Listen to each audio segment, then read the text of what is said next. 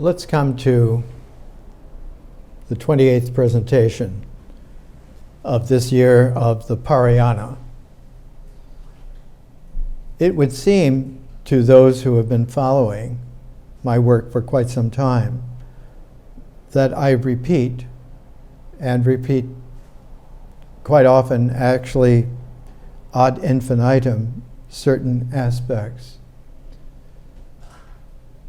This is not so much a repeat, but a differential variation. There is a handheld prayer wheel, which I've brought in from time to time to show you. And it has the same Sanskrit phrase, Om Mani Padme Hum, written in carved ivory letters on the cylinder. And when you turn it with the weight of a little balsa wood ball, so that the cylinder rotates on a metal spire, thick wire, with the balsa wood handle. It's the same as the very large drums of the same kind of mantra, which occur in the dozens in long rows in great monastic hallways in Tibet. And as one moves along contemplatively, one's hand runs along and all of the large drums turn as if they are the gears of something very enormous and mechanical, in the sense that there is a mechanism to triggering our ritual comportment to the world, our responses. And it is this ritual comportment and triggered responses that can be mechanized, and it is this mechanization that is the great evil in terms of wisdom. So that there is a presence of mind, there is a character of devotion, there is the kinesthetic sense of relationalities and amphitheater that goes into transforming what would be a ritual repetition, mechanically triggering, into a different order, a transformed order, where the dimensions of our consciousness, of our visionary empatheticality. Once Wallace Stevens, in his theory of poetry, said that great artists are different from everyday people, like Paul Klee lived in a universe so vast that straight lines were understood to fall. It is this amphitheater of vision, along with the wonderful aesthetic attentiveness to the art that is emerging, that the contemplative vision and the refinement of the art, bringing itself into a new kaleidoscopic dimension of history, delivers for the refinement, for the amphitheater, for the ongoing exactness, a science, the dimensions of which one can explore, because one has doubly transformed from a mechanical trigger to a transformation of the ritual into art.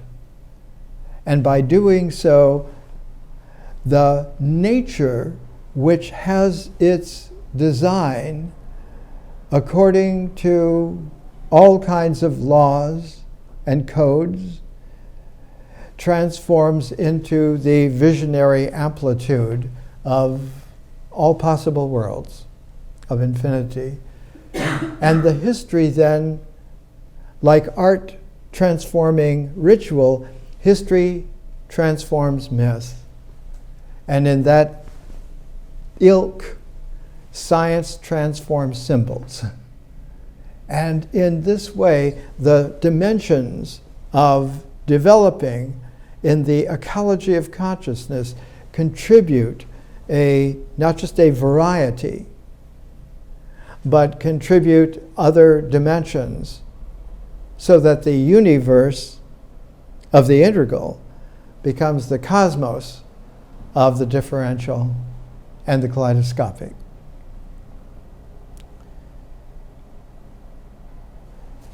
This volume that I showed last week on India, on the Ajanta caves, published for the UNESCO World Heritage Site series. In 1983, this first volume came out. I was lucky enough to get 3 of the original volumes as they came out at that time. And there are a number of them. And I included in our papers and so forth various illustrations that were taken by camera.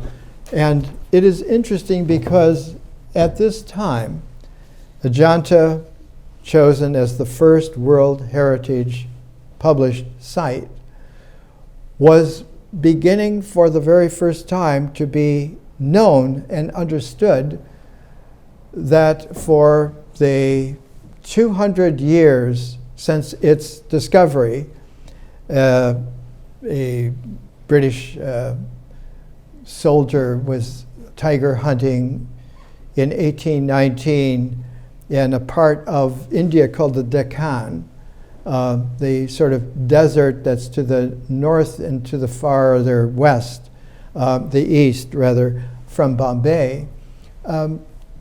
His guide brought him to a river, the Waghara River, which does a big curl.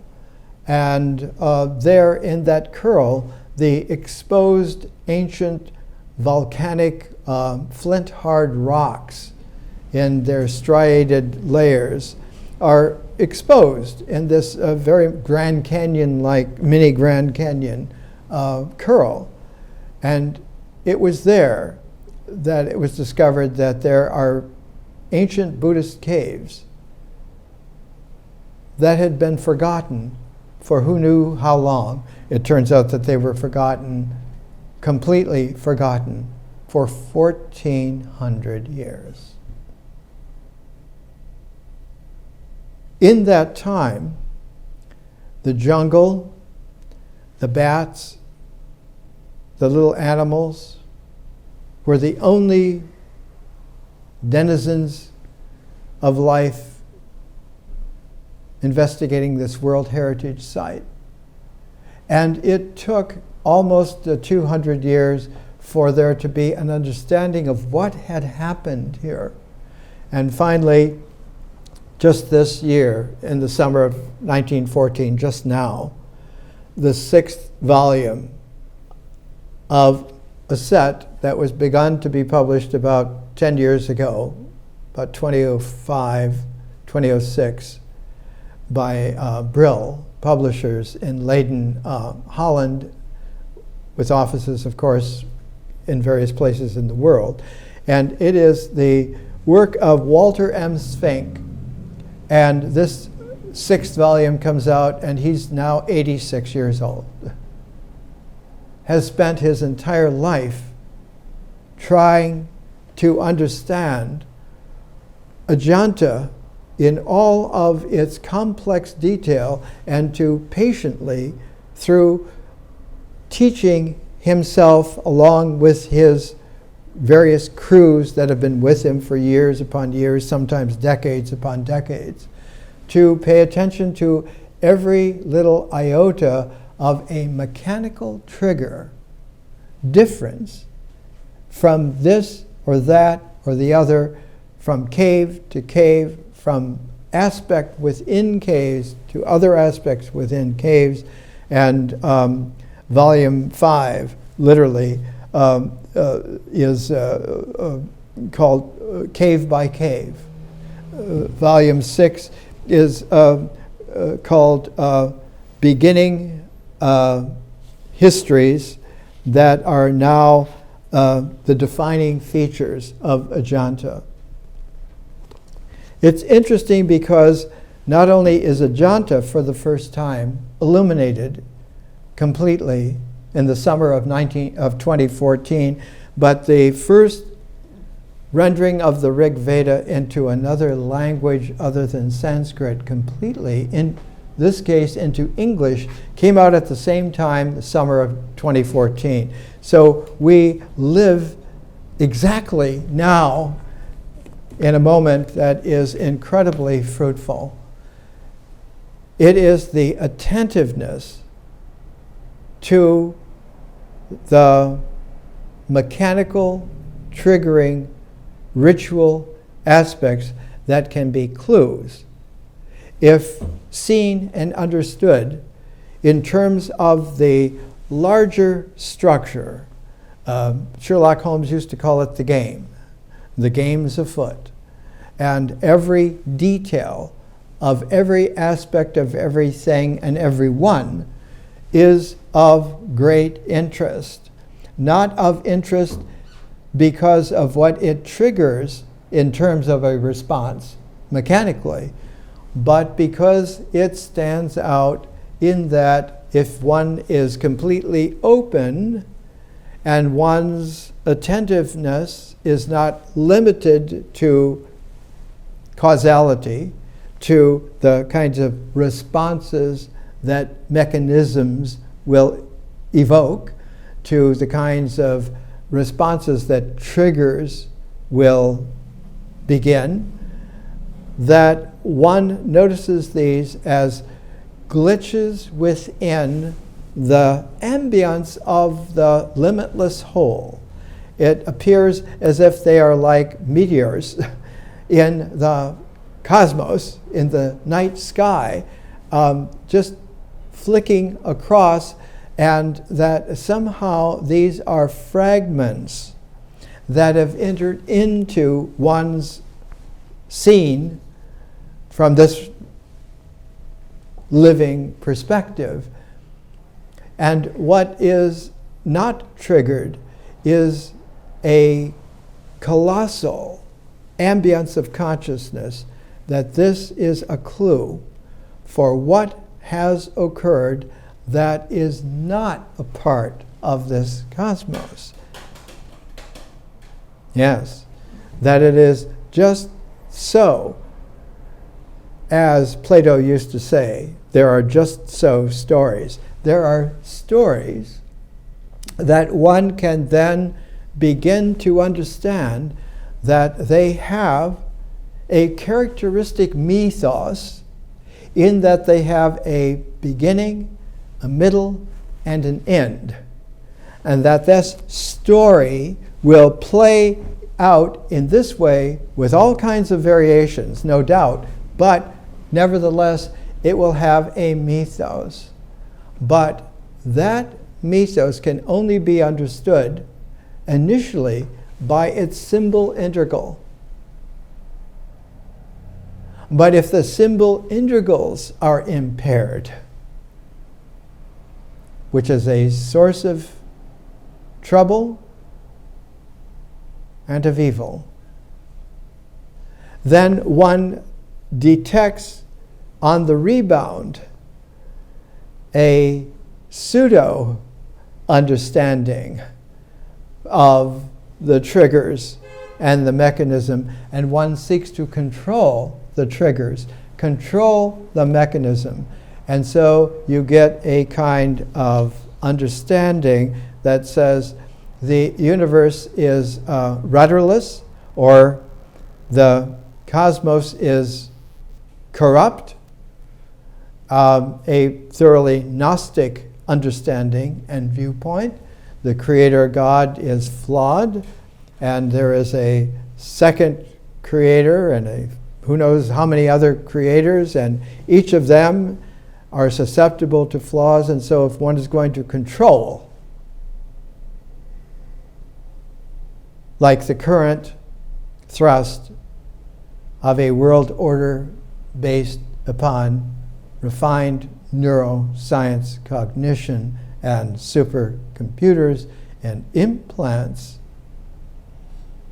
one can then plan out to control everyone and everything at all times, forever, on all times.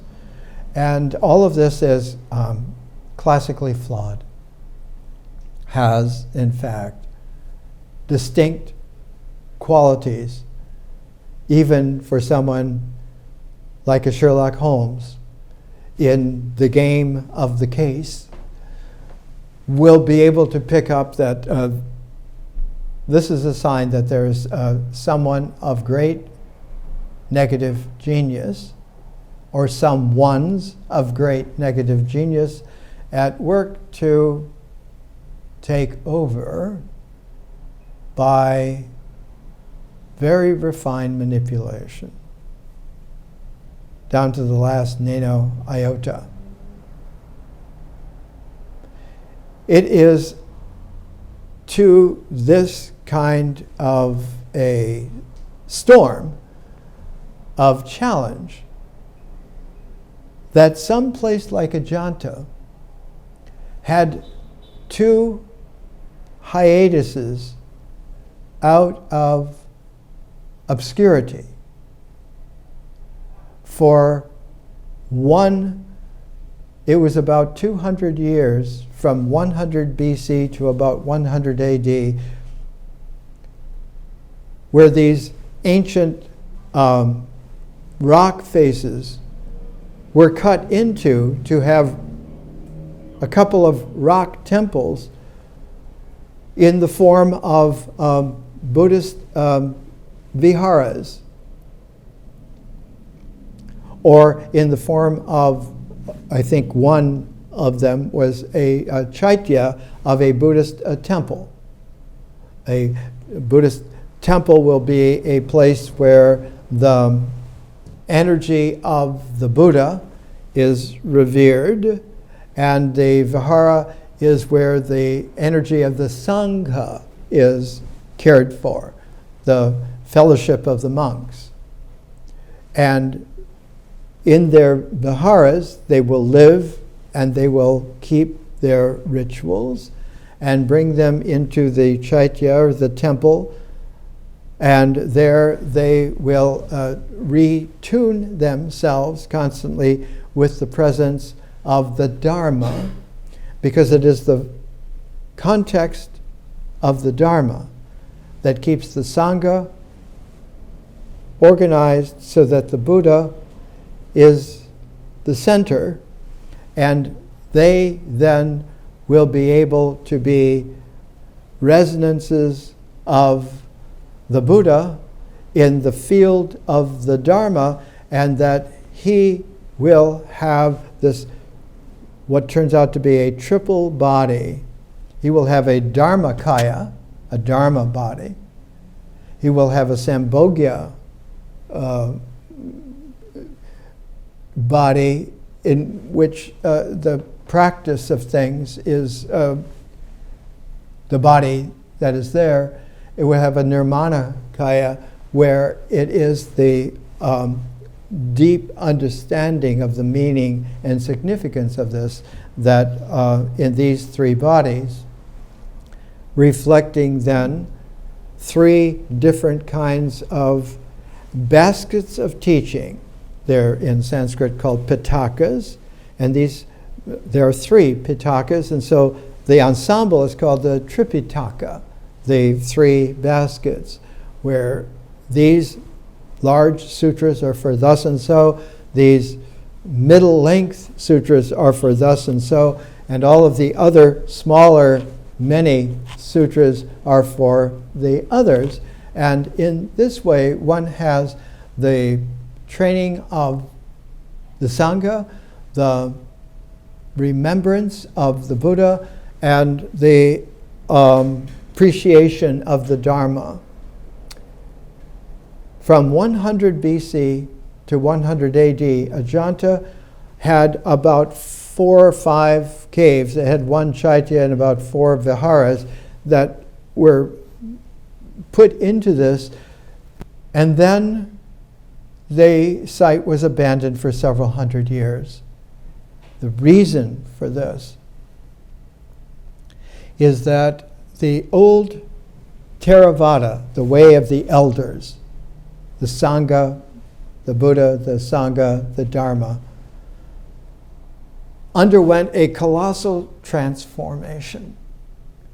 The Buddha had been a transform of the Veda, of Vedic India,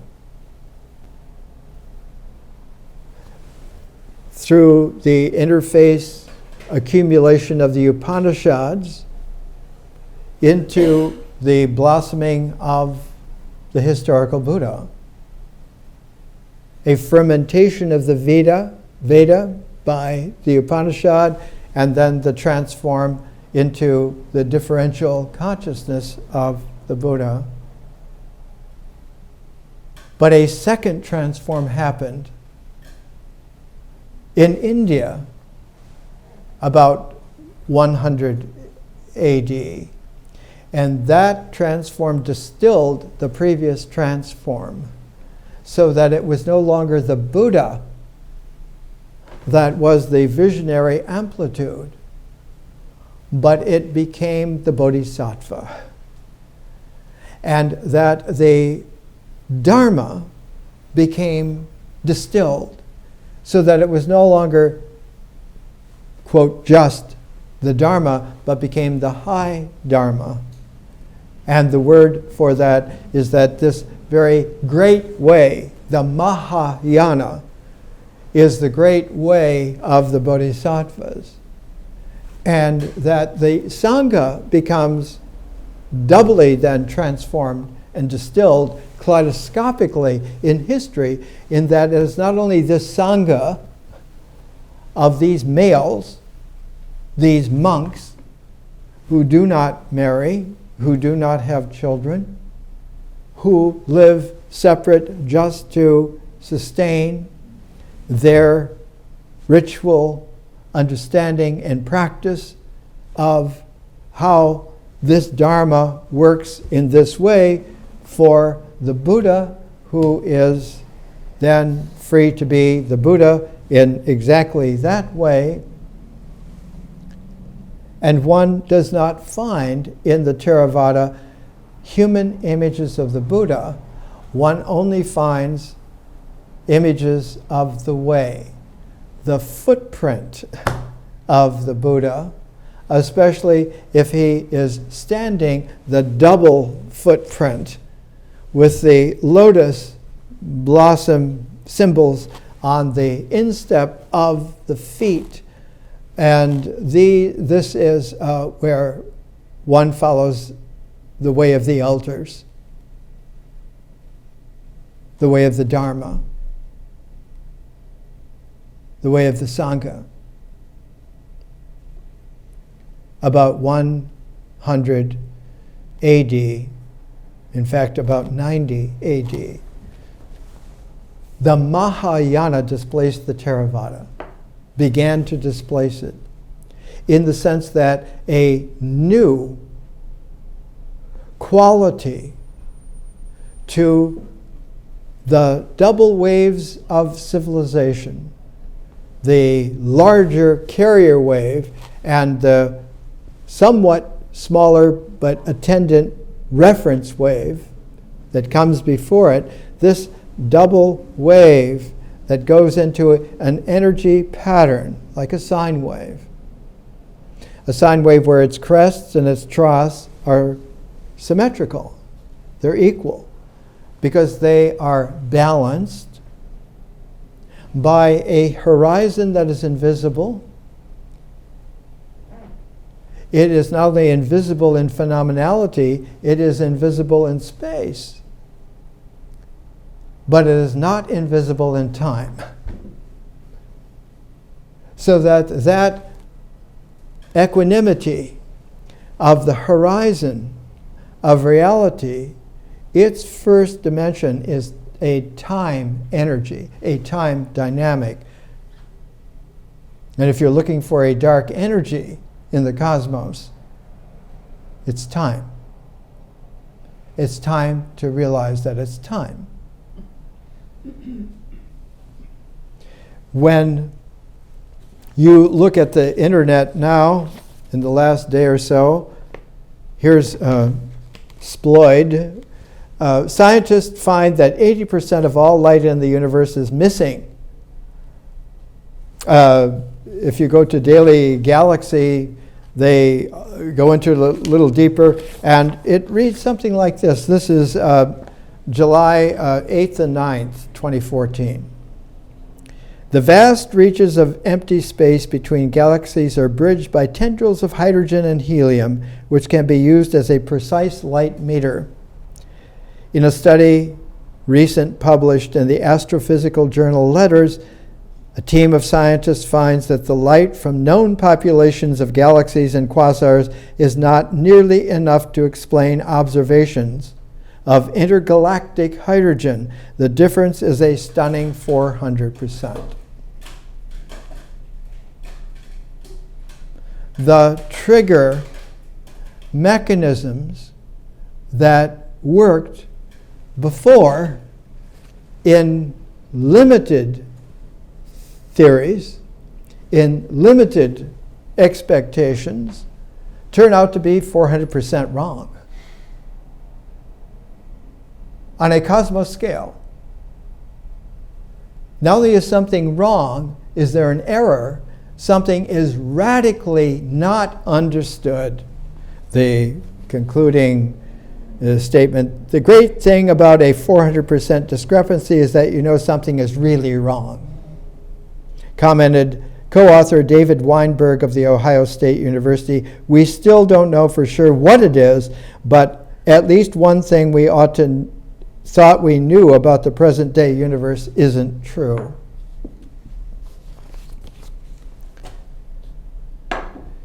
It turns out that almost everything isn't true. When Sphinx was able to, after decades and decades, his first book was published in 1971 by the University of Michigan, where he was. It was called the Axis of Eros. Something axial is not just like an axis linking two wheels together. It's that, but it's that derivatively, mechanically. And an axial is the way in which the drive shaft of the dynamic, the rotational energy in space of time's dynamic generates what is real.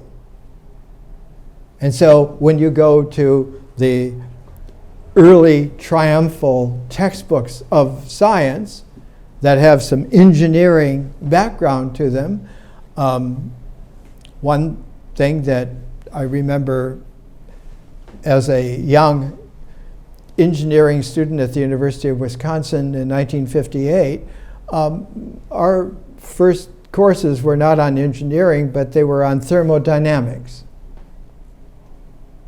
Or they were on the thermionic emissivity of molten metals. You had to go into these kinds of dynamics, problems in hydrodynamics, in thermo heat dynamics, and so forth. You had to learn then that you had to deal with not just equations, but you had to deal with differential or partial differential or integral equations to be able to express what one now knows not only trigonometrically from the geometry, but in terms of calculus, integral and differential, from all of the refinements that go on. And so the angular momentum of a rotational energy will have tremendous influence on what is real, what is happening. An axis, an axial quality. To say that eros is axial is quite profound. It's the way in which somebody who is really wise about structure and detail has come to understand that there is something about eros that has not been understood. And in terms of Greek mythology, that's Aphrodite. That Aphrodite, of all of the female goddesses in the Olympic pantheon, there are 6 of them, like there are 6 males. Yes, they are balanced. But Aphrodite is the most misunderstood.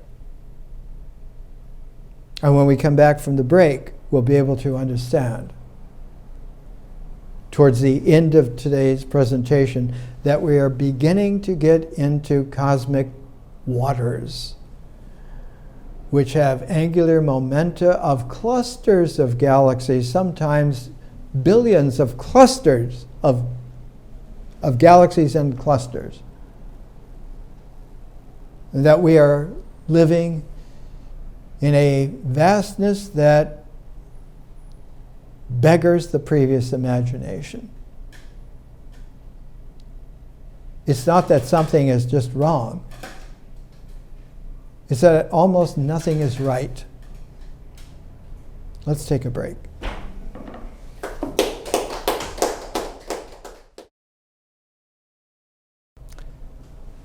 Let's come back to our consideration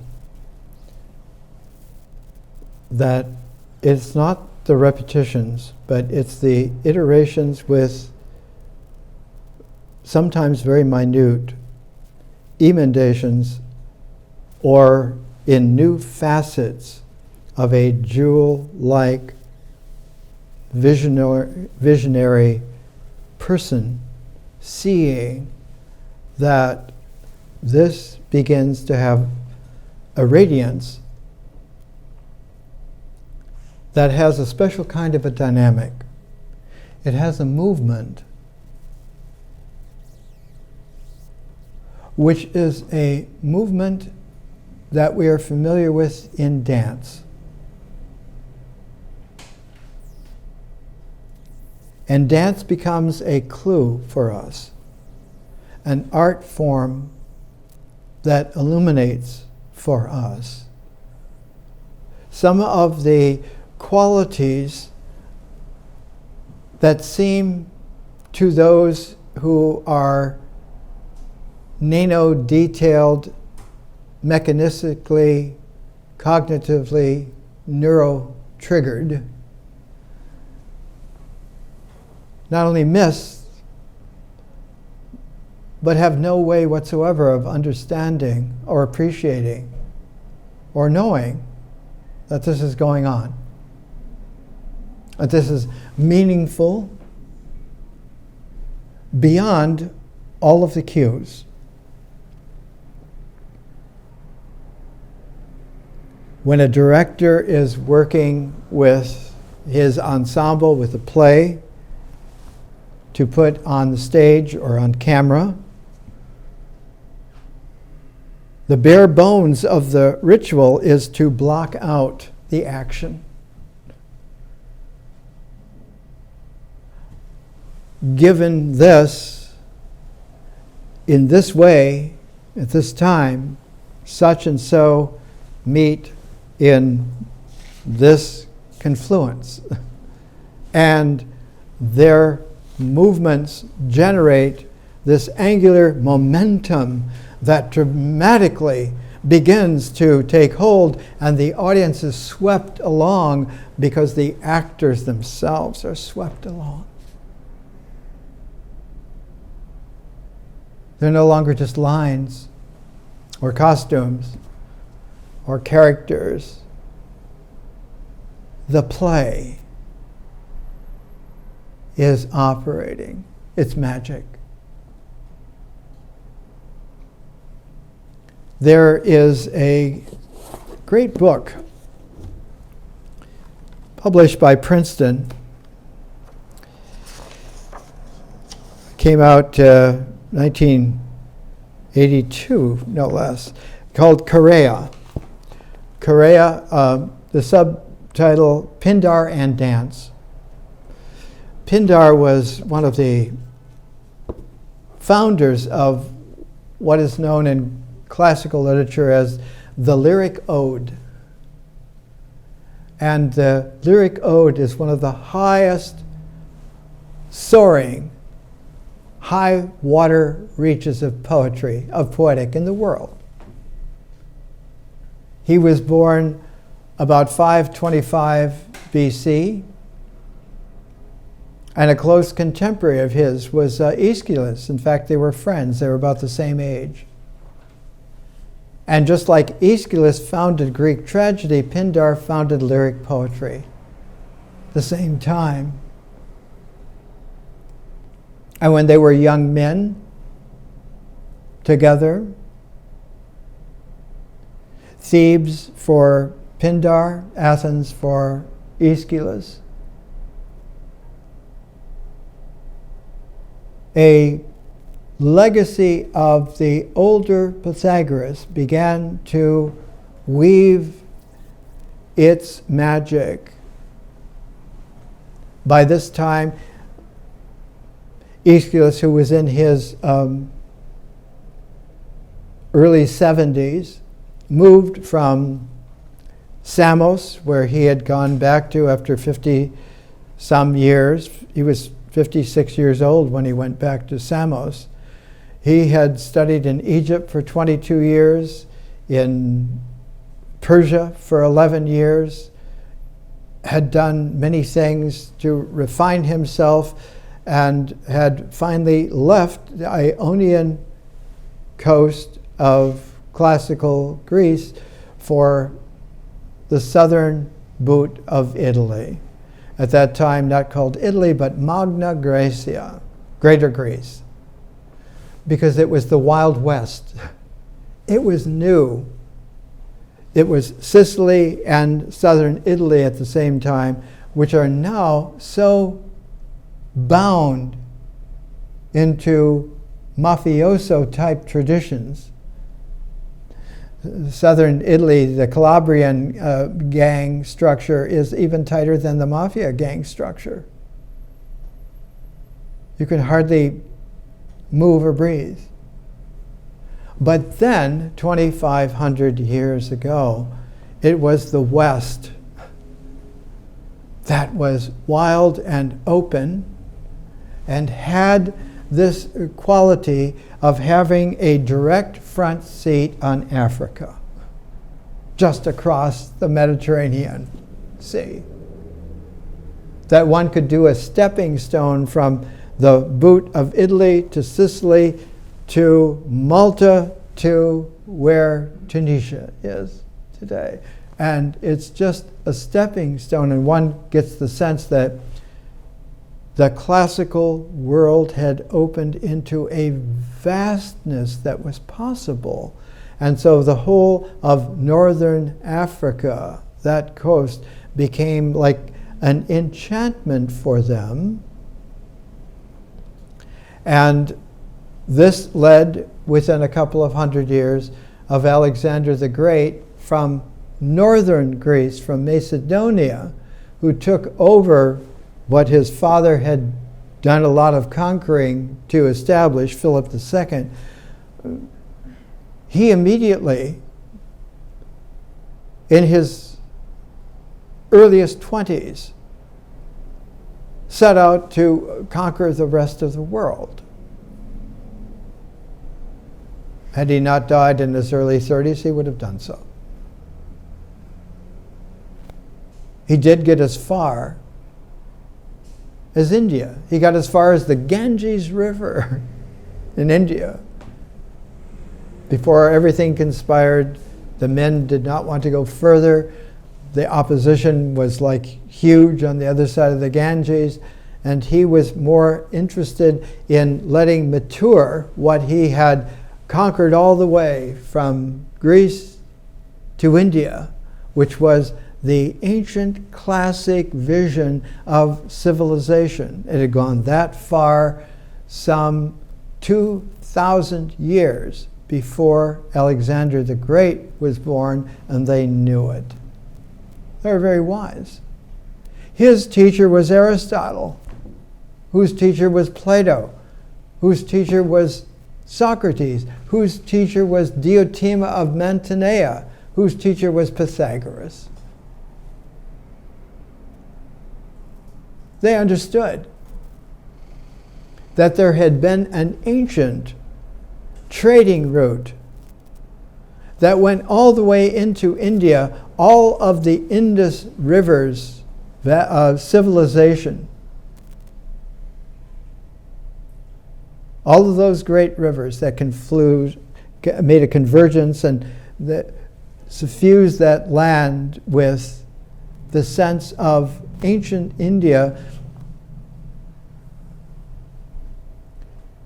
By 2350 BC, Sargon of Akkad, as a young man, was already having the vision to unite all of that old Sumerian cities together, to bring it into a new transform from his capital, Akkad, which has been conveniently lost so that everyone says that no one knows where it is. He established that Fertile Crescent and then all the resonances from it.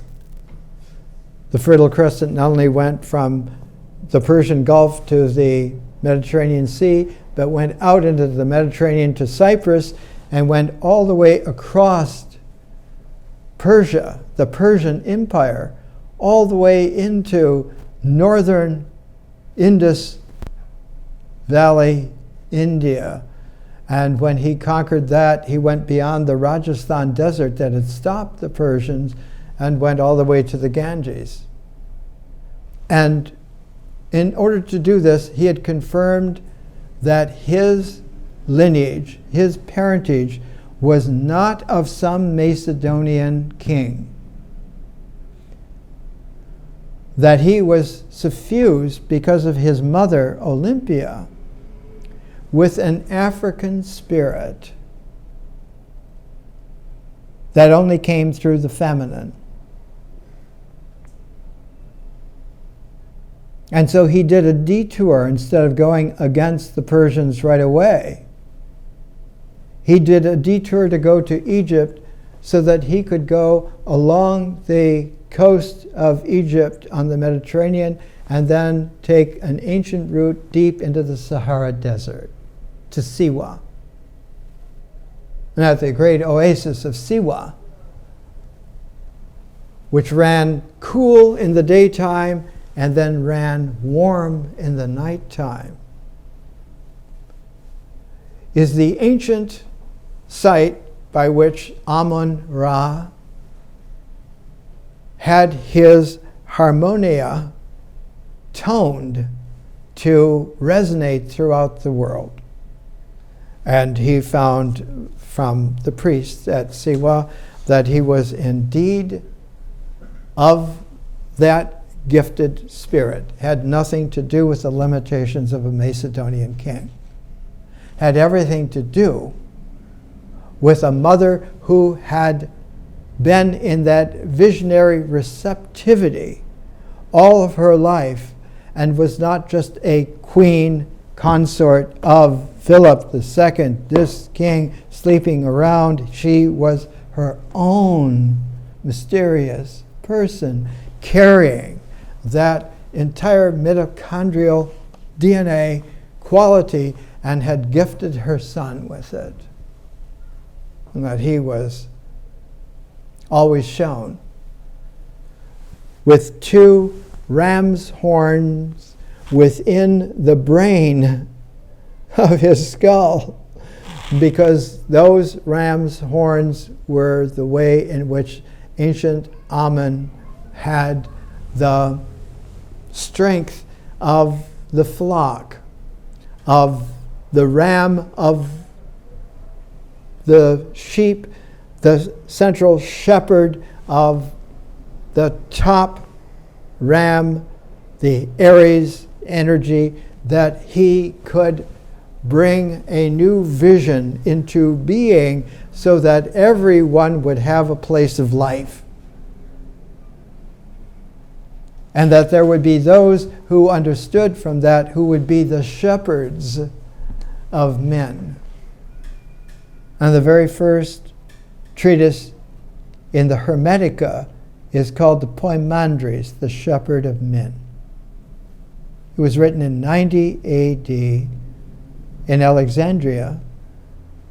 And at the very same time in India, Ashvaghosha wrote his Shraddhopada Shastra, The Awakening of Faith in the Mahayana.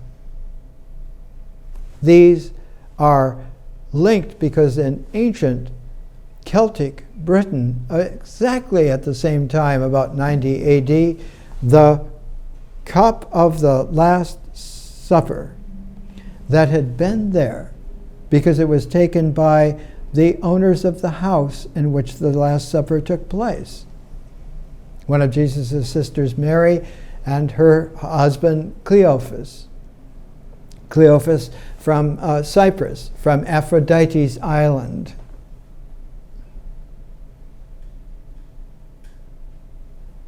When their son,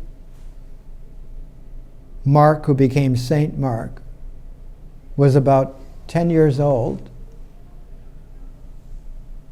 he was the water carrier to deliver for the wine to be mixed in the second story of his parents' house in Jerusalem. Cleophas and his brother Barnabas were very wealthy trading family through shipping. All of the people around Jesus were involved in international commerce by shipping mainly and by caravans. Like Sargon the Great's great caravan route was sustained by these black-haired, tough donkeys called asses, onagers, special breed, because this was, rather than the camel, the vehicle by which Sargon was able to go from the Mediterranean coast all the way to India with a caravan route that was not dependent upon shipping. And because it stretched thousands and thousands of miles 4,400 years ago. And his language, his heritage, his people were Northern Semitic. And the Akkadian language was a Semitic language that thousands of years since the inheritors of that tradition became, with Abraham, Jews, the international trading genius through dozens and scores of languages, has been one of the mainstays of civilization. That this is something that is done because one understands and knows.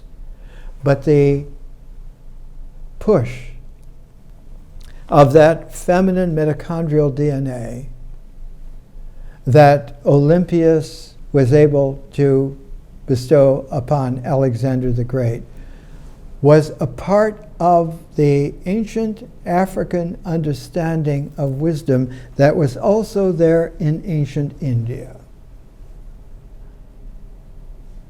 The myopic labeling says that they were Dravidians. They weren't white, they were dark. They were black. my teacher of the Bhagavad Gita at the University of Wisconsin, an agronomist, a soil engineer, Sudarshan Puri, was from Nagpur, at the edge of the Deccan desert, right in the middle, really, of it. But if you go further to the east, you begin to get into all kinds of civilized kingdoms that were powerful and so forth. But in the Deccan, the black Indians were the pre-Vedic geniuses of India, just like the black Africans are the way in which the Egyptian wisdom tradition was able to come into its fruition. So that you have this enormous spread of a way in which India and Egypt have an incredible affinity. They have what the Greek word harmonia means, and it's always paired with tonos. The harmony and the tone go together, and one can understand that though there is a symbolic pattern to a scale, like a musical scale, there's an octave or a pentave. There are these notes. But the way in which those notes have an infinite harmonia is guided by the rotational, the chiral, spiraling genius of the intonation, which carries with it, because it is with it, the feeling tones. You can have the symbolic structure of a scalar, but without the feeling tones of the experience, there's no music, there's no dance, there's no poetic.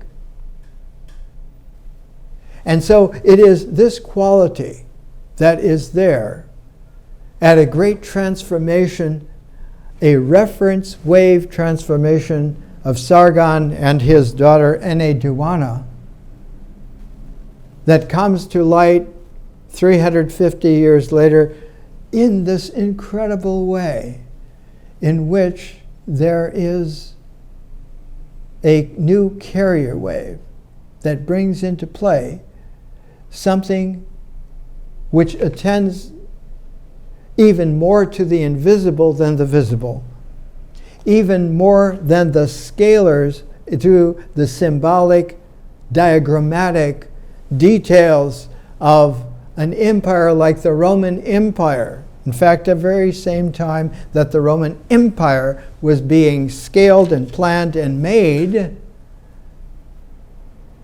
and the making of the Roman Empire by Augustus Caesar was cemented as a worldwide phenomenon by starting in 13 BC to make a temple of the eternal peace of Augustus on the banks of the Tiber River, where the Via Flaminia came in from northern Italy, from all of the northern areas that became Europe, and entered into the eternal city, Rome, right there at that point where the Tiber begins a little bit of a curve. And in that curve, if you went on a straight line from the temple, the Ara Pacis Augusti, kitty corner across the Tiber, the first big building that you come to is a great fort.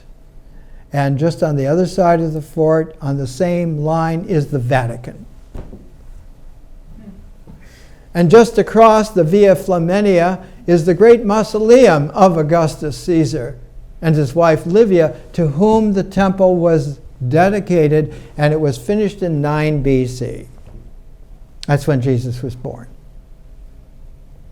When the dedication of the Ara Pacis Augusti took place, he was born on Passover 9 BC.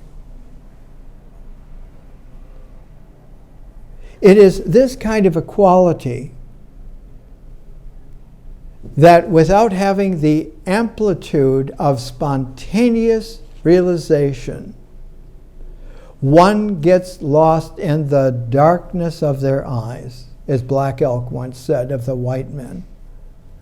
They get lost in the darkness of their eyes, in their pupils, because they're only registering what they see that they want. They see her, they see that, they see possibilities of getting this, they see themselves getting, having, holding, wanting. And you can diagram it. Anger, lust, and greed, with three animals that personify them: the rooster, the snake, the pig. And that's the center of the great mandalas in Tibet. That's what keeps the whole thing spinning, and the outer rim of that kind of wheel of life has a rim of the ghosts, the pretas. The ghost world is what that wheel of life in that way runs on, is the hungry ghosts. Nothing is left of life. All of that is illusion. To live it is delusion. To insist upon it is an empire madness, is a neurocognitive fever. The doctor of civilization is hanging the shingle up, open for learning. The first translation of the Rig Veda into English took place exactly at the same time that the conclusion of the Ajanta studies was finally published in 6 great volumes by a man who is now 86, and his first book was The Axis of Eros. It is impossible to understand that the transform that comes out of sexuality into love is not at all channeled through some kind of anger, lust, and greed. It is differentially a harmonia. It has a tone which, if the experience has its fullness and healthfulness, the symbol structure is not at all opaque or mirror-like, showing you who have got this, or what you've got, or who you're looking forward to get. Like Rachel Maddow, right? The invisible dimensions that come spontaneously like time itself out of a mystery, that the zero field of nature is a fertile vacuum that generates spontaneously and absorbs spontaneously, so that subatomic particles come in and out of play, out of phenomenality, and back into mystery all the time. It's always going on. It's called vibration. The study of it is called vibronics, and there are textbooks, and I'll bring one next week. Its title is Vibronic Coupling. An Israeli physicist decided that he was going to try to understand what's going on here with the frequencies of resonance, and on the molecular level, on the atomic level, on the subatomic level, and entitled his book, I'll bring it next week, Vibronic Coupling. Pairing, says Lao Tzu, is at the deepest root of all that is, And it emerges and absorbs billions of times per time unit, like time itself. Nothing is finer grained than time, and its finest fabric is space. Where is 80% of the missing universe? Space itself. What is that dark energy? Time itself. Until you get your physics straight, there's very little chance you're going to have a philosophia. You're not going to understand that revering her is a love reality. There's so much more to bring out, and that's why we're doing the rest of the year for it. The notes include not only the realization that the ancient harmonia that came with Pindar and Aeschylus was that there is a dance movement which is primordial in nature herself. Mother Nature, I used to call the Sanskrit for that mother, like Mother Nature, Prakriti. I used to call her Ma Prakriti. She is very happy with Purusha, which is that masculine quality of that radiance that is energized because he is at home with her. And she's at home with his being at home with her. And in this way, reality does its fabulous dancing. The quality of Greek dancing and music, one of the best books done on it is Warren D. Anderson, Music and Musicians in Ancient Greece, Cornell University Press, 1994. But the esoteric origin of that kind of a thing was an early monograph by a kind of a genius. It's published in a reprint here. Its original edition was 1936. Mode in Ancient Greek Music, W.P. Ingram, Winnington Ingram, and he has this to say. Inspiration to the study of Greek music comes to most of those who have felt it from wonder at the musical legislation of Plato and Aristotle, from references to music in the Greek poets, from a realization of the way in which music permeated Greek life, from the Homeric period onward. The student soon finds, however, that his researches lead him into dusty places. The modes, the harmonia that seemed so powerful for good or evil to the philosophers must be sought among the controversies of professors in dry manuals out of date perhaps centuries before they were written, or in actual melodies that may in some cases be no more than the hack work of their own late day. By delving in such places, we can learn something. We can learn about the forms and structure of scales as they are presented in Greek theory, but a scale is a mere list of notes. If we are to begin to have a conception of the kind of music written in it, we must know something of the relationship of the notes that it contains, the hierarchy of its importance. For the democracy of atonality is of recent occurrence. Schoenberg's atonality treatise on harmonics of music was 1909, just about 25 years before this.